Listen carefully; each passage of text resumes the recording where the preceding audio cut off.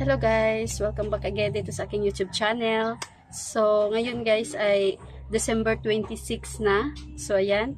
So, ngayon ko lang guys nabilang ang aking benta kahapon at sa bispiras ng gabi. Ayan, sa pagsalubong ng Pasko. So, marami naman ang mga bumibili guys. Marami naman ang nangangaroling. So, ayan. Sunod-sunod yung nangangaroling. So, mabata man at matatanda. So, ayan guys. So, ngayong umaga ko pa nabilang yung aking benta dahil hindi ako nakapagbilang kahapon. At so, napagod kami guys dahil matagal tayong natulog. Natulog na kami sa alas 3 ng umaga. So, maaga tayong gigising dahil mag-open tayo ng tindahan. So, mga 6 o'clock kaming nag-open. Ayan, kasi medyo antok pa guys. Ayan. At nabilang ko guys yung aking benta. So, ipapakita ko sa inyo ang aking pagbibilang.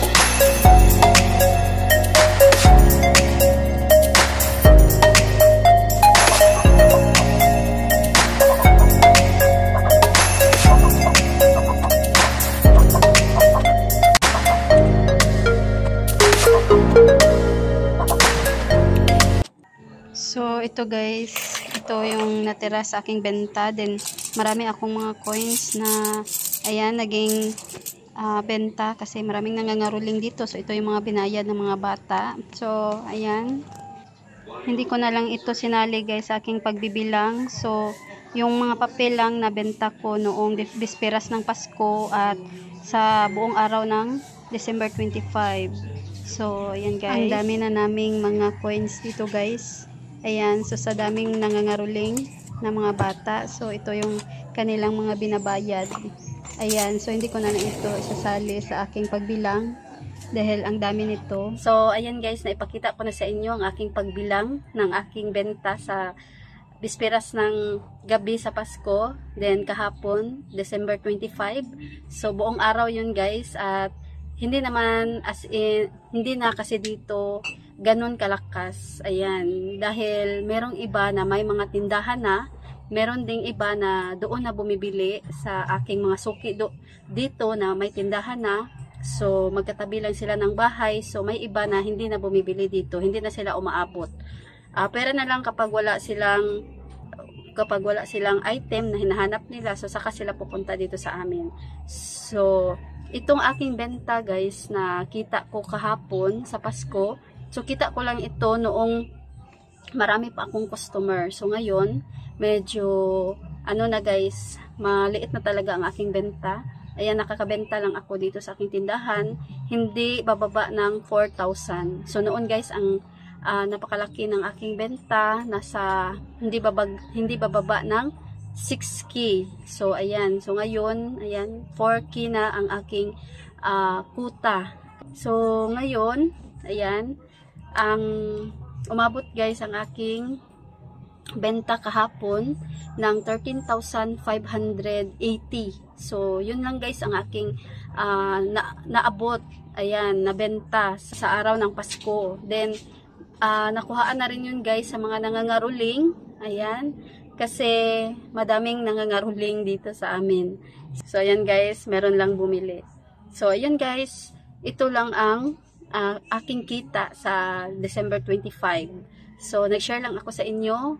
So sa ibang mga kasari natin dyan, so alam natin na may mga malalaking tindahan, so malaki din ang kanilang kita sa Pasko. So itong sa atin, ayan, itong sa akin na maliit lang na sari-sari store. So ayan guys, yun lang ang aking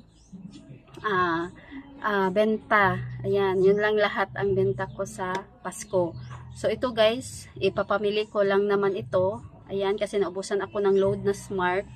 Then, merong mga naubos dito, yung mga soft drinks. Ayan, update ko sa inyo mamaya ang aking soft drinks at beer. So, hindi ako nakapag-update masyado guys. Ayan. Kasi kahapon, hindi ako nakapag-actual bintahan kasi iba yung nagbabantay, yung aking partner.